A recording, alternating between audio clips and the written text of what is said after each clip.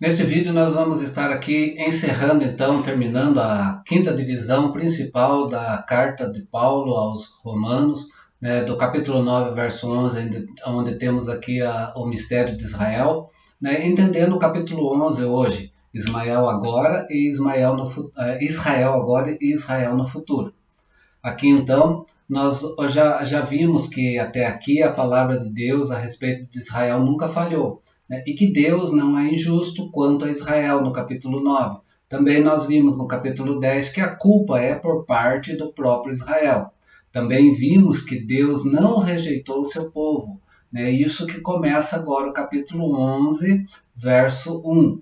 Como ele também rejeitará o seu povo a quem de antemão conheceu. O versículo 2 do capítulo 11, então, vai fazer essa pergunta. Como que ele pode rejeitar, então, esse povo que de antemão ele conheceu? Né? Como que Deus abandonaria o povo que ele tinha beneficiado tanto? Nós vimos que Deus beneficiou esse povo no capítulo 9, verso 4 e 5.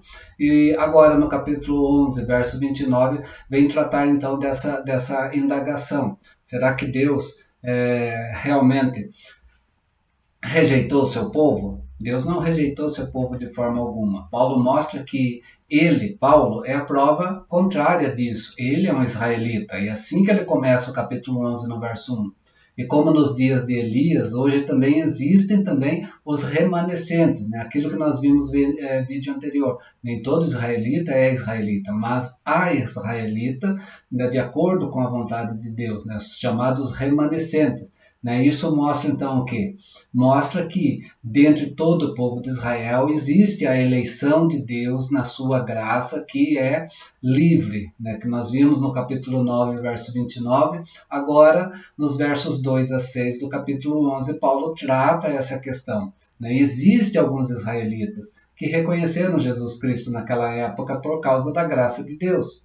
Aqui olhando então para os judeus e para os gentios, porque Paulo traz judeus e gentios para mostrar todo esse mistério de Deus, né, para a vida do seu povo hoje. Nós vamos ver isso no capítulo 11, verso 25, que o mistério se refere ao quê? A alguma verdade que os homens não conheciam antes, mas que agora têm conhecimento. Né? Aquilo que Timóteo vem trazer para nós no capítulo 6 também. Né? Conforme, então, este mistério, a situação atual de Israel não é de rejeição final. A situação de Israel não é a rejeição final, mas é do endurecimento do coração do seu povo. No capítulo 11, então, verso 7 a 10. Né? E o resultado da descrença também que há em Israel, que são os versos 20 e verso 31 desse mesmo capítulo. Por quê? Porque Israel não aproveitou seus privilégios. Teve privilégio Israel? Sim. E ele aproveitou? Não. É isso que o verso 9 do capítulo 11 vem mostrar para nós, Paulo trazendo isso. Né? Diante então desse endurecimento, Israel está atualmente menos aberto ao evangelho. Né? Os versos 8 a 10 vêm mostrar isso. Aquilo que Jesus Cristo já tratava, e Mateus no capítulo 13, do verso 13 em diante, vai mostrar para nós. Né? Em tudo isso que nós vemos, que Deus cumpriu a sua promessa. A sua promessa não ficou sem cumprimento. Né? O verso 8 ao verso 10 do capítulo 11 vem mostrar isso para nós. Né? E isso está retratado, está firme aonde? Lá no Velho Testamento, essa promessa. Deuteronômio 29, 4. O salmista, no Salmo 69, versos 22 e 23, vem trazer isso. O profeta Isaías, por duas vezes, mostra essa questão no capítulo 6, verso 9 e 10, e no capítulo 29, verso 10. Deus cumpriu a sua palavra. Mas o que aconteceu? Que Israel não pegou essa palavra para si. E não pegando essa palavra para si, ele tropeçou, ele caiu. E caiu numa desgraça total dessa forma. Verso 11 do capítulo 11 de Romanos. Esse povo não foi rejeitado definitivamente. O seu coração, sim, foi endurecido. Resta então uma pergunta: por que esse endurecimento? Aqui então entra o mistério revelado, verso 25 do capítulo 11, lá no seu início, né? Para que sejam salvos. Salvos quem? Tanto gentios como israelitas. Esse é o mistério, capítulo 11, verso 11. Os gentios podem participar dessa grande salvação por meio do privilégio, então, de Israel. Mas agora vão participar dessa salvação por meio do endurecimento de Israel. Eles poderiam ter participado pelo privilégio dado a Israel, mas Israel fez o que? Não compreendeu e endureceu. E os gentios agora vão participar também dessa salvação por meio desse endurecimento.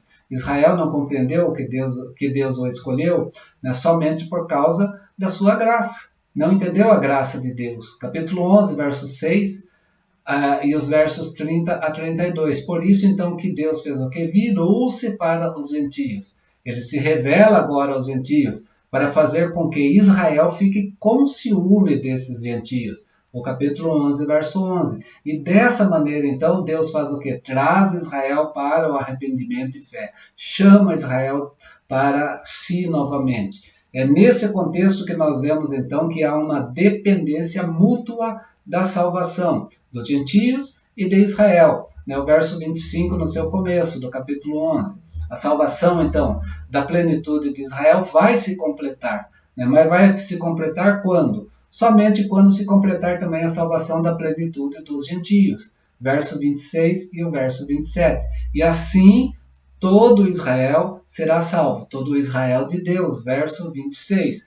O que nós vemos aqui, que Israel sentir a inveja dos gentios, verso 11, a pregação aos gentios vai trazer então a salvação para Israel, verso 13 e 14, vai levar Israel então a deixar de ter endurecimento no seu coração, né, deixar a sua incredulidade, verso 22 e 23, facilitando, né, que Israel então receba a mesma misericórdia que os gentios estão recebendo, verso 31. Por quê? Deus age assim. Porque Deus cumpre a sua promessa também feita a Israel, capítulo 11, verso 26 e o verso 27, e também nos versos 30 a 31. Olhando então agora para o lado dos gentios, resta também uma pergunta para nós agora. Confrontados com esse mistério, como que eles devem se comportar? Os gentios têm que se comportar com humildade, têm que se comportar com esperança, tem que se comportar com louvor, tem que viver sem orgulho. O orgulho estragou Israel. Os gentios estão entendendo isso agora. E eles têm que viver fora disso. Verso de número 18. Eles não podem se ensoberbecer, mas eles precisam temer a Deus. Verso de número 20 do capítulo 11. Por quê? O que sustenta os gentios é a raiz santa de Israel. Verso 18.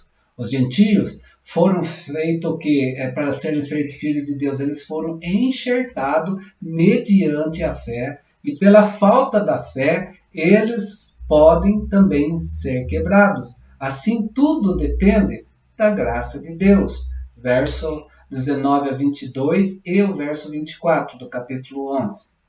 Mas a história dos gentios nos ensina também que devemos viver não somente em humildade, mas em expectativa de grandes coisas a respeito de Israel. Capítulo 11, verso 24, verso 30 e 31. Paulo traz isso para nós hoje. Deus não abandonou Israel. As primícias da massa, a raiz, são santas. Por isso, então, o pão todo, os ramos da árvore serão santos. Verso 16. Deus, então, é poderoso para enxertar os ramos de novo. Verso 23. A esperança tem como base firme, então, nas promessas de Deus feitas a Israel. Capítulo 11, verso 26 e 27. Aquilo que nós recordamos no profeta Isaías, no capítulo 59, verso 20 e 21, e também no capítulo 27, verso 9. Por isso, então, podemos ver essa relação da eleição de Deus no versos 28 e 29 do capítulo 11. Se a transgressão deles redundou em riqueza para o mundo dos israelitas, o seu abatimento em riqueza para os gentios, quanto mais agora na sua plenitude. Verso 12. E se o fato de terem sido eles rejeitados trouxe reconciliação ao mundo, que será então o seu restabelecimento? Senão uma vida dentre os mortos, ou seja, uma ressurreição geral. Capítulo 11, verso 15. Foi por Israel que a salvação veio ao mundo. É isso que Paulo trata. Se Israel participar abundantemente também desta salvação, maior será a bênção para o mundo, né? Porque é de lá que veio para nós essa tão grande salvação. Mas nisso tudo convém que Deus seja louvado pela sua misericórdia. A questão é mostrar a graça de Deus, a sua misericórdia, né, a sua livre graça, né, na sua revelação sobre essa tão grande salvação, né, como a finalidade de tudo sobre nossa vida. Capítulo 11, verso 32. Convém também que Deus seja louvado pela sua sabedoria. Sabedoria insondável, sabedoria que se evidencia na revelação desse mistério, versos 33 a 37. Assim, então, o Deus de Israel seja então louvado por tudo isso. Uma observação aqui que se faz necessária também na teologia paulina é que não há nenhuma indicação de que Paulo se referia que a conversão de Israel em massa, ou seja, toda a nação, no fim dos últimos dias aconteceria. A respeito de quantos em Israel serão salvos, não há nenhuma indicação. Paulo não traça dessa forma esse momento. O que vemos em Paulo é que ele contrasta a expressão todo Israel como um remanescente. Logo, todo Israel não se refere a cada israelita individualmente. Se refere à plenitude do tempo de Israel, capítulo 11, verso 12. Ou seja, o número completo dos salvos. E aí entra o quê? Entra a igreja, né? Judeus e gentios juntos, que vai completar o número desses salvos, né?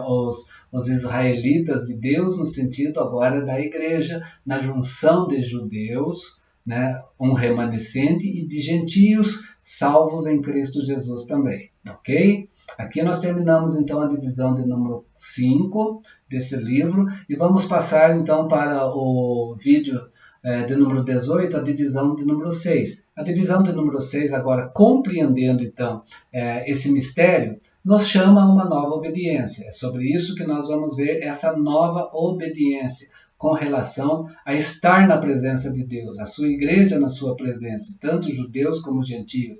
Está no capítulo 12, verso 1, e vai então agora quase que até o seu final, capítulo 15, verso 13.